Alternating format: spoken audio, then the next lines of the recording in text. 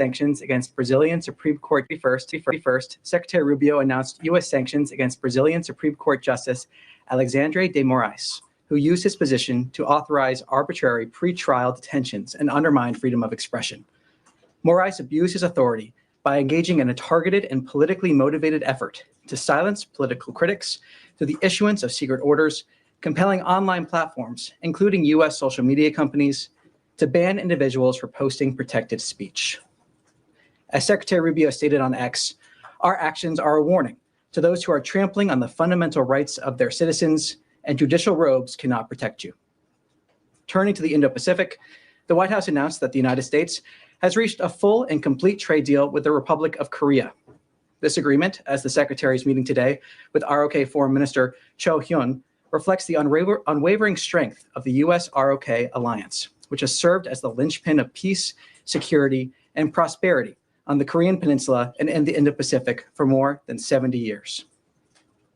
Meanwhile, on Capitol Hill, the State Department reported to Congress that the Palestine Liberation Organization, the PLO, and Palestinian Authority, PA, are not in compliance with their commitments under the PLO Commitments Compliance Act of 1989 and the Middle East Peace Commitments Act of 2002. In response, the United States is imposing sanctions that deny visas to PLO members and PA officials in accordance with Section 604A1 of the Middle East Peace Commitments Act. These actions reflect our national security interests and our commitment to holding the PLO and PA accountable for undermining the prospects for peace. On the humanitarian front, the United States is providing $52 million to the World Food Program to deliver emergency food assistance from American farmers and producers to people in need in the Democratic Republic of Congo, Ethiopia, Haiti, and Djibouti. Under this new award, WFP will distribute 12,702 metric tons of food, yellow split peas, rice, vegetable oil, and Super Cereal Plus from our pre-positioning warehouses in Houston and Djibouti to support than 1.9 million vulnerable people. The United States is the largest donor of humanitarian food assistance globally, and the department continues to call on other donors to provide additional contributions to address global humanitarian needs. And before I turn it over to questions, I want to introduce our front row as spokesperson Bruce started last Tuesday, continuing the pattern here today. We have the Kyiv Post, Tehran, June Afrique, the Africa Report, News Nation, Bloomberg, SBT Brazil, and NHK. So with that, I'll turn it over to some questions. Thank you, Tommy. On the sanctions on the Brazilian Supreme Court judge just mentioned, what is the State Department position to the main reason that led to the sanction announced by the Department of Treasury? What did the U.S. find as the main threat? Well, look, Moraes is an activist judge that abused his authority by engaging in a targeted and politically motivated effort designed to silence political critics through the issuance of secret orders compelling online platforms, including U.S. social media companies, banning the accounts of individuals for posting protected speech. Moraes further abused his position to authorize unjust pretrial detentions and undermine freedom of expression. The actions taken by Moraes impact U.S. persons and companies, and the United States does not tolerate malign foreign actors who abuse their positions of authority to undermine freedom of expression of American citizens. So do other Brazilian individuals might face the same sanction, or if there is any indication of new travel bans or visa restrictions for Brazilian citizens in general, now or in the near future, even next year when there is a World Cup?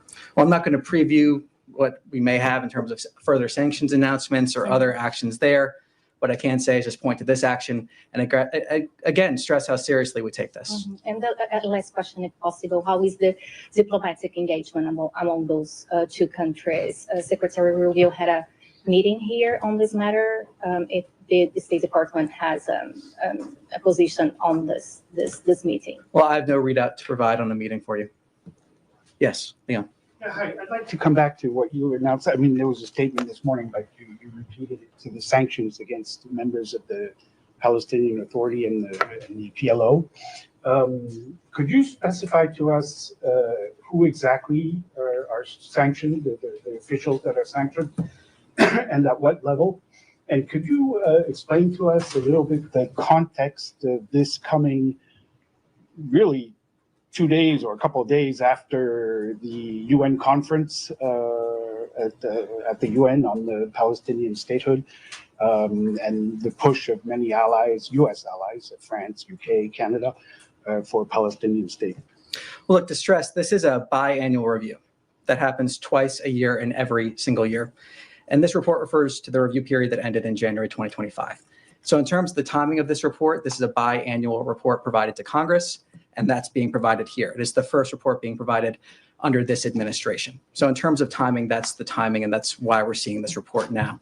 In terms of specific individuals, outlined in the media note in terms of the policy, one of the many policy options that were available that is being implemented. I don't want to get into specific cases because ultimately, per the report, there is an opportunity for a case-by-case basis consideration for a waiver. And so we saw the media note outlining certain policy implications, the actions that were taken, but ultimately this is a case-by-case, or there is that option for in terms of a visa. Yes. Thanks, Tommy. I'll take 2 more questions on this specific topic on the PLO announcement, and then we can go on to a broader region for sure, but 2 more on this specific topic. But just to follow up with that, you, for example, for Brazil, for the Supreme Court judge, you didn't have any problems naming him and saying who it was. But in this case, you're not naming anybody. And could you give us a sense of as to what level they are? How many people are we talking about? Well, so the sanctions will impose denial of visas for PLO members and PA officials. And again, to stress, a waiver may be considered on a case-by-case basis consistent with our national security interests. Yes. Thank you, Tommy. Appreciate it. You said you were going to take a few more questions on this. I'll take 2 more on this specific topic. Yeah, Broader so- region for sure, but on this specific one. So on that one, specifically, the previous administration engaged with Palestinian Authority to find a solution for the future governance of Gaza. And that administration and Trump administration also said Hamas has no place in Gaza's future, a position that is widely shared by many other countries in the world. How does this action specifically impact Trump administration's ability to engage with PA? Maybe it doesn't impact it at all. Can you help us understand that? And were there any heads up given to Arab states about this action? Thank you. Well, I'm not going to speculate on what it will look like going forward, but what I can say is that the Biden administration in this biannual review also found them in noncompliance. They chose not to take certain actions. This is the first report of this biannual review that is under this current administration. And we decided to take one of a few actions that were available in terms of once we identified the noncompliance. That is what this indicates. There's nothing further to read beyond this report except for the report finding noncompliance, as well as saying we are taking that action in terms of certain restrictions. But I'm not going to speculate further beyond that. நான் சென்னையில் store லொக்கேஷனில் இருக்கிற the sleep கம்பெனியோட ஷோரூமை visit போயிட்டேன். Advanced to டெக்னாலஜியான patented smart grid டெக்னாலஜியை வச்சு அவங்களோட மெத்தை எல்லாத்தையும் ரெடி பண்ணியிருக்கேன். இந்த ஸ்மார்ட் கிரிட் பெட்ல இதுதான். And the Arab states? I'm not going to preview private diplomatic discussions. Yes. Sorry, one more behind, and then we'll move on to the topic. Thank you, Tommy. Two things. Of course, I mean, some actions were taken against the PLO back in 2017. They shut off the office, they cut off all aid, and so on. So this is also during the first Trump administration. I wanted to ask you that the Israeli media is reporting that Israel is going to annex part of Gaza and that they have a green light from the United States of America. That's what the government claims, the Israeli government. And that is at a time when the envoy, Steve Witkoff, is meeting with the Israeli government, meeting with Netanyahu. What has been described as a very decisive meeting. Do you have anything to elaborate on this? Can you share with us what is he discussing? Is it going to be, are parts of Gaza going to be annexed? Well, what I can say is what my colleague Caroline just spoke to. She spoke with the special envoy this morning. She outlined just a few minutes ago what the point of the meetings were, addressing the humanitarian issue, that the situation that we are seeing, addressing next steps for Gaza. I have nothing further to add for her comments, but it is a clear indication that this administration is determined to getting as much aid as possible into Gaza without it being looted by Hamas. But does this administration look favorably at annexing parts of Gaza? Well, look, what we're focused on now is trying to address this conflict. We're trying to end this conflict. We are trying to get as much food into Gaza as possible. I'm not going to speculate or preview where these discussions may go. What I can say is what we've been focused on doing, what Caroline described just a few minutes ago, what we've been talking about here from this podium for many, many months. Ending this conflict, getting as much food into Gaza as possible where it is not being looted by Hamas. Okay. Yes. Two questions, and thank you, Tommy. I appreciate it. Kelly Meyer with News Nation. One on Gaza and one on Ukraine, if I may. So with Gaza, I wanted to ask what's the expected outcome from this visit from Special Envoy Steve Witkoff, as well as Ambassador Huckabee? Is this to push both sides to break through this jam and get through these negotiations? And will this potentially upset Israel, who has said that there is no real starvation happening in Gaza? Well, what my colleague Caroline said, and to reiterate here, it shows that President Trump has a humanitarian heart, that he wants to get as much food into Gaza as possible without it being looted by Hamas. The president also truthed earlier today, saying the fastest way to address the humanitarian crisis in Gaza is for Hamas to surrender and release the hostages. They have refused to do so. We've also seen the secretary speak earlier today about how there was a ceasefire in principle with an agreement, and then Hamas came and rejected the deal. That is the lack of good faith we are seeing from Hamas when it comes to these conversations. So ultimately, what this shows is that President Trump wants to get as much aid into Gaza without it being looted by Hamas as possible. That is a commitment we've had, and that's what this is showing. And just on Ukraine quickly, there's the talk about getting, European allies to pay into this fund in the Treasury Department, and then we would then send the weapons on to Ukraine. Do you have a sense of just how exactly you're going to make sure that these European allies do pay into this fund? And do you have a sense of how many so far have agreed to this? Well, I'm not going to comment on pending congressional action or refer you to Congress on that. But what I can say is talk about the NATO weapons deal that was talked about by the president. The fact that we have an agreement with NATO in order for them to buy weapons in which they can then send to other countries if they so choose. And I think this is part of an America First foreign policy and the burden sharing that we've seen pushed by President Trump and Secretary Rubio. The idea that we have other countries stepping up that makes stronger alliances, that makes partnerships stronger, while at the same time helping the American people, revitalizing certain industries, increasing the amount of purchases that we're seeing. So we're seeing that impetus from this administration. We're seeing the effort to make the NATO alliance stronger. We're seeing that NATO weapons deal also being implemented. So we're seeing that effort here to put America first. But when we do that, address these challenges in a way that we have our allies and partners also stepping up. Yes. If I may, the secretary in an interview this morning revealed that the U.S. engaged with, quote, Putin's top people, unquote, early this week, and they didn't pan out. Can you please enlighten us who met with whom? We know the secretary was in the building. He didn't travel. We know that Russian ambassador was in the building yesterday. Beyond that, there is no public record of any Russia-U.S. engagement. Oh, I have nothing to read out for you from here. Were Ukrainians involved as well? Again, I have nothing to preview from here. And I know you have heard this from me before, that Kiev is under attack. And, last night we had unprecedented, again, attack on civilians. Timing of it is, eye-popping. Any reaction? Well, we have been clear, the president's been clear, and so has the secretary, about how we view recent actions from Russia. We've seen the president discuss the new timeline that he has in place in terms of actions he may take regarding Russia, secondary sanctions or other items. So what we are seeing here, or tariffs, and other items. What we are seeing here, again, is a clear indication and transparency from this administration about how we view these recent actions. The fact that we have tried in good faith to approach these discussions to encourage both parties to come to the table. We have seen that happen, which is a credit to the leadership of this administration, but also the fact, as the president said, we need to see action, not words. And so the president's been very clear on that. He's been very consistent, and he's spoken on this very publicly in recent days. Thank you, Tom. If I may, one more topic on Moldova, please. Moldova president yesterday, she revealed that her country is under attack by Russia. There's disinformation campaign going on prior to the election. Your allies in Romania also confirmed that.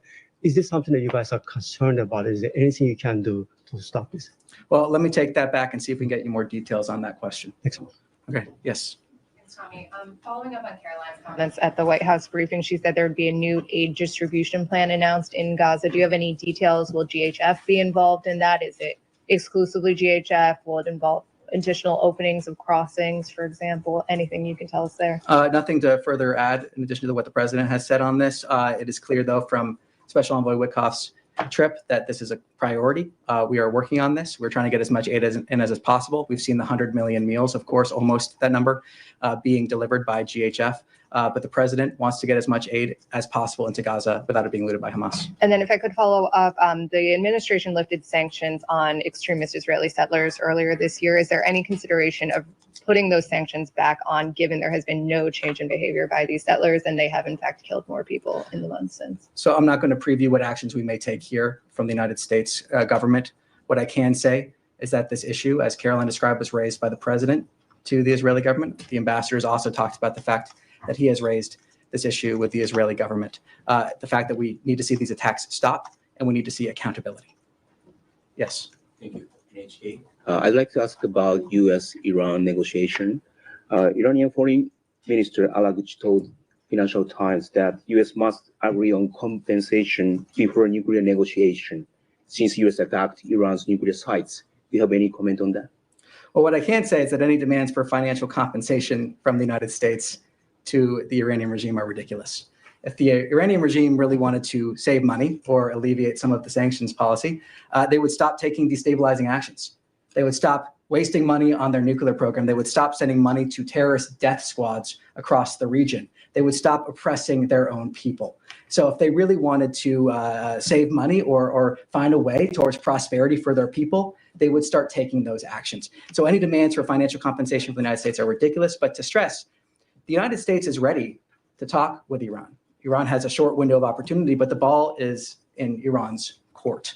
So we're waiting to see what they do in terms of now it's in their court. Yes. Thank you, Tommy. To follow up on the topic of Iran, we saw today the joint statements on Iranian state threat activity in Europe and North America. I was just curious about the timing of this statement with the U.S. and so many allies signing on, and whether this was driven by any kind of a spike in the attacks that you've seen since the U.S. has seen since the strike on Iran, or what was the catalyst for the particular timing of this statement, if there was any catalyst? No details to provide in terms of that. What I can say is these are discussions that have been happening with our partners for a long time, and it's an issue that we take incredibly seriously. And one other question. I noted that Sunday is the deadline for 180 days since President Trump's executive order for a report from the UN and the United Nations ambassador from the U.S., as well as Secretary Rubio, regarding which international intergovernmental organizations, conventions, and treaties the U.S. wants to continue being a party to. Can you give us any kind of an update on where that review stands, or what kind of reforms the U.S. is looking for at the United Nations? Well, that review is ongoing. While that review is ongoing, we remain a participant in much of the UN system in order to advance our interests. I don't want to get ahead of what the president may end up deciding once that review is complete. But what I can say is that this is part of that effort, again, to put America first. And we're not going to be a part of organizations when it's not in line with our national interests. We're not going to be part of organizations that pursue policies that hamper the United States. What we're going to do is defend our national interests. And we're going to be looking at this in terms of this ongoing review to make sure that our participation in these groups does exactly that. Yes, Nadia.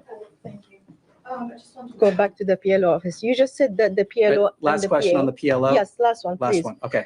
You said that the PA and the PLO are not in compliance of Act 1989 and of the Middle East Peace Commitment of 2002.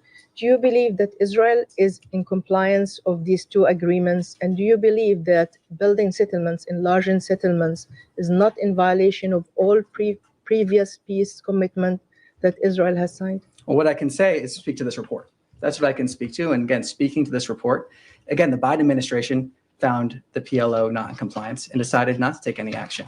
And the PLO remains in non-compliance. This is the first report that we have had under this administration. That's why we're seeing this action taken, this biannual report. And it's important that we're vocal about this. We're outlining the reasoning behind it as we have. And it's an important issue here. We're identifying this non-compliance and choosing to take action. Okay. Yes. Thank you, Tommy. Caroline Levitt addressed this a bit. President Trump posted earlier today that the Canadian recognition of a Palestinian state could affect a trade deal between the two countries. So it goes beyond just disagreement with the countries supporting a Palestinian state. It looks like it's actually turning into action. To what extent does the recognition of a Palestinian state by these several countries over the last few days how is it going to impact the bilateral relations between the U.S. and those countries? Well, the president's comments speak for themselves, though he also spoke about how, in terms of these recognition that it is helping Hamas, the secretary also spoke to this. It could be seen as a reward for Hamas in many ways. We also actually saw on the day that Hamas rejected, as the secretary described today, rejected the ceasefire deal was the same day that France announced their recognition. So we are seeing, as the president's described, that this could be seen as a reward for Hamas. And in many ways, as the secretary also said, this could hurt the process of peace. Because of these timelines they set there, Hamas has been the one blocking reaching a ceasefire. Hamas has been the one blocking peace. And now we have these timelines set that could actually lead to a reward for Hamas if they continue in this behavior. So that's what we're seeing here. The president and secretary have talked about this. I have nothing further to add to the president's comments in terms of a trade talks with Canada. Yes.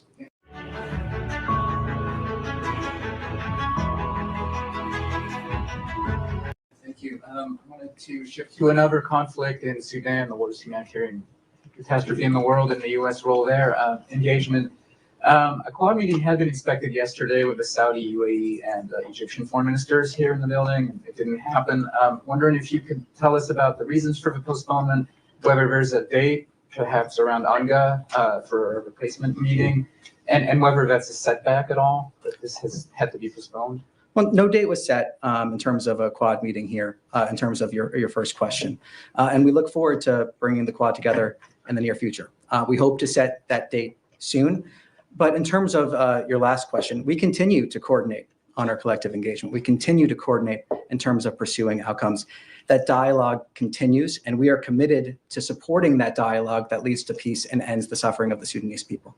Can you clarify the U.S. position on the Sudanese armed forces in their future in a post-war transitional government? Because that seems to be a sticking point for a lot of the external actors. You know, I think Egypt in particular wants to see a role for them. Can you clarify what the U.S. position is? That a non-starter for you? Well, I don't want to get into the details of dynamic diplomatic conversations. We think the best path to peace and stability is an immediate and durable cessation of hostilities. And we are in communication with as many partners, the Quad being one of them, but not limited just to the Quad, in order to try to accomplish that end. Yes. Can I follow up on what Alex raised in this call with Russian officials? Why wasn't there a readout provided of it? Is it because the secretary was acting in his capacity as a national security advisor? Again, I have nothing to preview in terms of that topic. But you're not denying that those calls happened, just that you're not going to provide an insight. Well, into the again, I have substance nothing to of them? offer in terms of those conversations here. But the secretary wasn't inaccurately referring to a call or anything in this interview that he had with Fox News. No, I mean, the secretary's comments speak for themselves. I just have no additional readout to provide here for you. Okay, can I ask on a separate topic where conversations stand with the Chinese on the 2 Americans who have been subject to exit bans there? Are you getting all of the access and clarity on their circumstances that you need? Well, I refer you to spokesperson Tammy Bruce's comments on this. I have nothing further to add. Let me take that question back, though, see if we can get a more robust update for you. Okay, and Do you have one more? well, I was going to ask if you also have on Special Envoy Witkoff's travel and whether there's any update on these alternative options for helping hostages that was referenced in his statement last week. Is there an actual plan that is being operationalized? Does it coincide with his travel there now? Well, I wouldn't speak to sensitive discussions of that nature if there was a plan or if there wasn't a plan in place, given how important these discussions are. What I can say, as Caroline said again, is that he is having meetings. They're discussing next steps for the situation in Gaza. Amongst the things discussed is the humanitarian situation, getting as much food in as possible. Well, also the importance of releasing the hostages, of course, that remains a priority. As the special envoy said, the president talks about, Caroline talks about making sure we release those hostages and bring them home. Yes. Thank you, Tania. Secretary Rubio have a first meeting with the South Korean foreign minister today. What topic will be discussed in this meeting? So I'm not going to get ahead of that. If I'm correct, this is actually happening right now. So I want to get ahead of conversations that are happening currently. What I can say, taking a step back, as I mentioned in my topper, the fact that our alliance with the ROK is the linchpin of peace in the region. And we are seeing a large amount of high engagement between the United States and the ROK. We saw that when the secretary went to Malaysia. We've seen that since then. We see this complete and total trade agreement that the president announced. And so we see all this engagement, and I think this is the latest element of that in terms of conversations between the United States and the ROK. Thank you. 10 साल तक हर महीने 30,000 per month invest करो और 20 साल बाद retirement पे पाओ 3. Yes.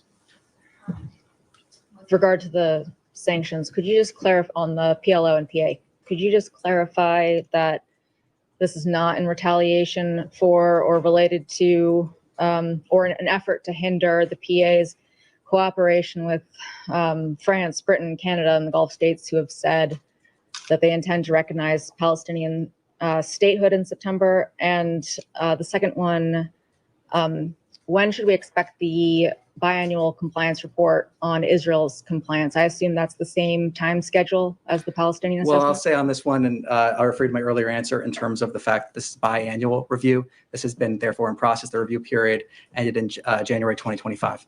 Yes. Yes. Sorry, but you didn't answer the first one. Or say, so does that mean the Israel one is complete?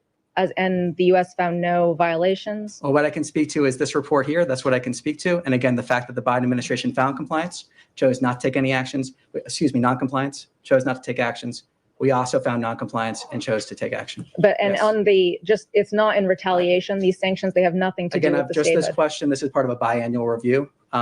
Yes. Are you concerned about the degree of global diplomatic isolation for the US on its entire position relating to the future of the Israeli-Palestinian conflict? I reject that premise that we are isolated. I think we are showing through the fact that we have conversations all the time with our allies and partners, the many agreements that are being signed, the fact that we have many different initiatives that are bearing out here because of President Trump's leadership. We're seeing this across the board in Europe. We're seeing it in the Middle East. We're seeing it in the Asia, we're seeing that in the Indo-Pacific. Again and again, agreements being signed, conversations happening because of the leadership of President Trump. And also the fact is, as my colleague Caroline talked about, all of the different peace agreements that President Trump has helped broker since he's been in office. So I reject the concept of any sort of isolation here in terms of the United States. I think it's just the opposite, while of course putting America first. But can you, is there a single country you can name that publicly supports the GHF?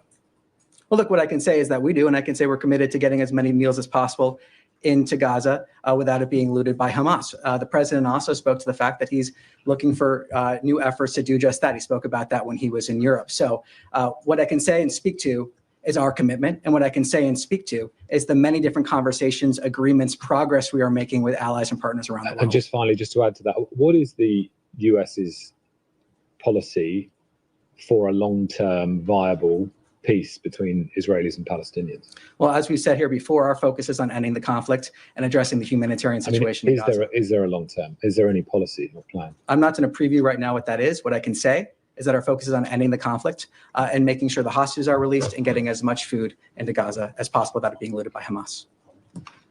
Yes. Thank you, Tommy. I just want to go back to following one of Said's questions regarding reports in Israeli media 3 days ago. I'll try to be specific. Haaretz reported that Israeli officials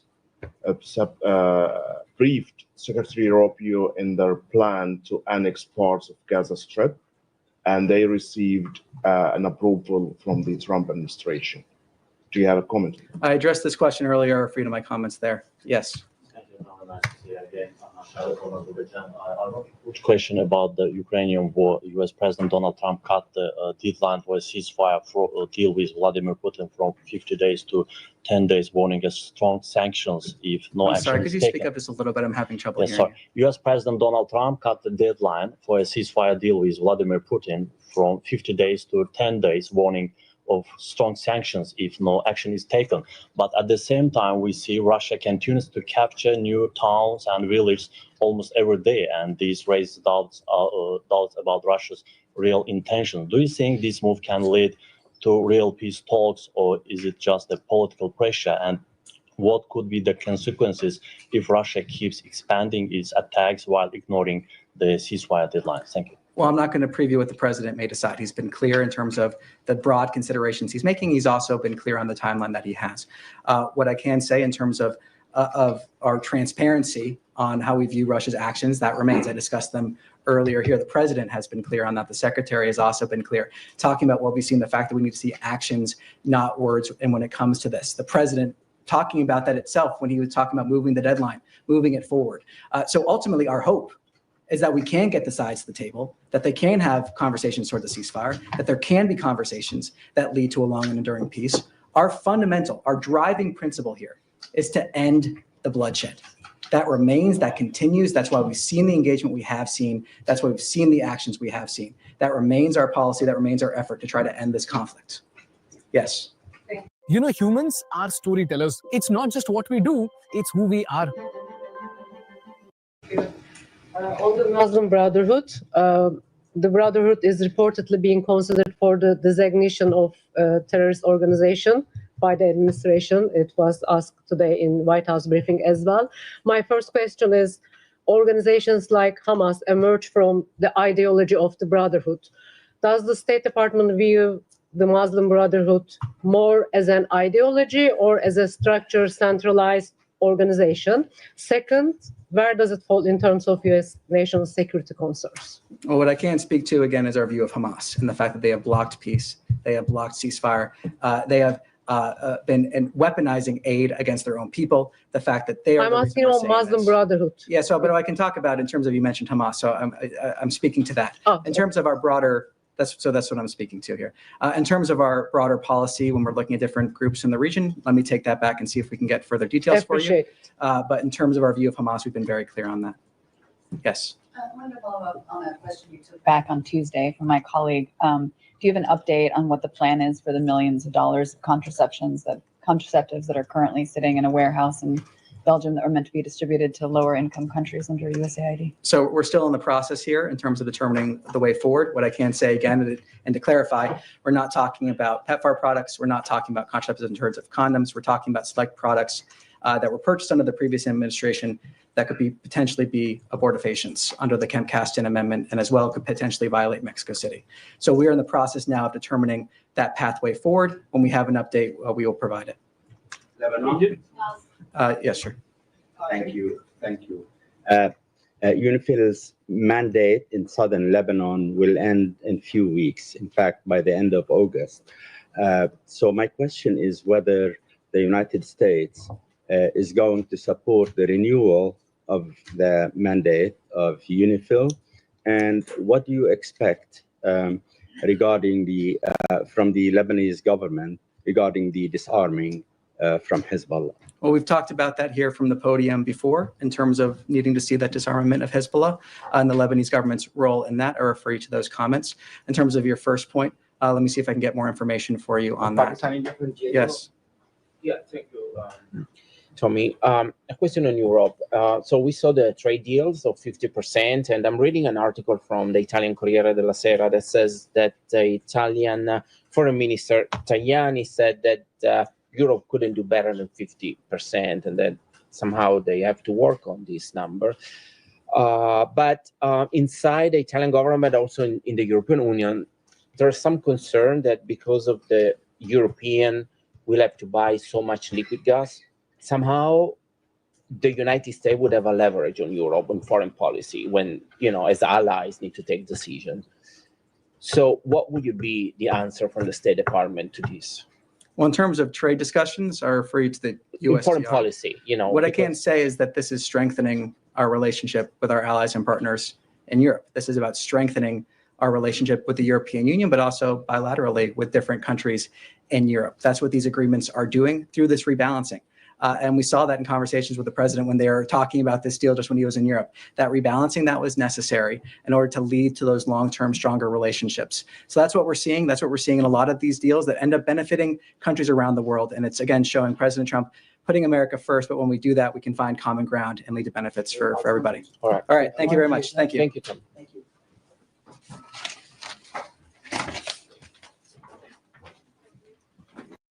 Coaches and marketing agencies. This is a one-page business model canvas. This is the